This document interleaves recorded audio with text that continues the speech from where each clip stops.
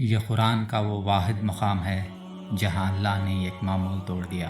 عام طور پر قرآن میں جب لوگ نبی کریم صلی اللہ علیہ وسلم سے کوئی سوال کرتے ہیں تو اللہ ہمیشہ ایک ہی حکم دیتا ہے، قل کہہ دو، کیونکہ یہ جوابات نبی کریم صلی اللہ علیہ وسلم کی طرف سے نہیں ہوتے بلکہ براہ راست اللہ کی طرف سے ہوتے ہیں۔ اس ترتیب کو غور سے دیکھیں۔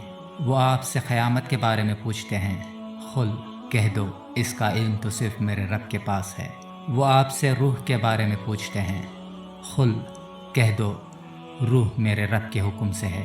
وہ آپ سے شراب اور جوئے کے بارے میں پوچھتے ہیں، قل کہہ دو ان دونوں میں بڑا گناہ ہے۔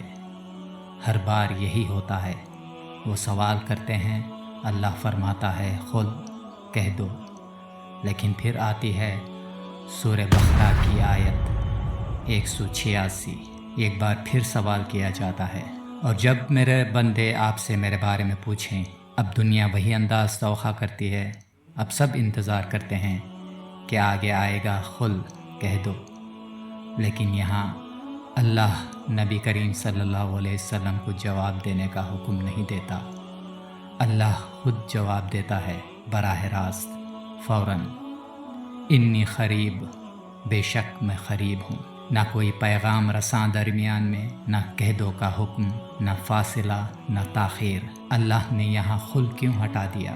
کیونکہ یہ سوال نہ قیامت کے بارے میں تھا، نہ روح کے بارے میں، نہ حلال اور حرام کے بارے میں، یہ سوال خود اللہ کے بارے میں تھا۔ اور جب بات آتی ہے تمہارے دل کی، تمہاری دعا کی، تمہارے آنسوؤں کی، تمہارے درد کی، تو اللہ نے اپنے سب سے محبوب نبی کریم صلی اللہ علیہ وسلم کو بھی درمیان میں رکھنا پسند نہیں کیا۔ وہ خود تم سے کہنا چاہتا تھا میں قریب ہوں۔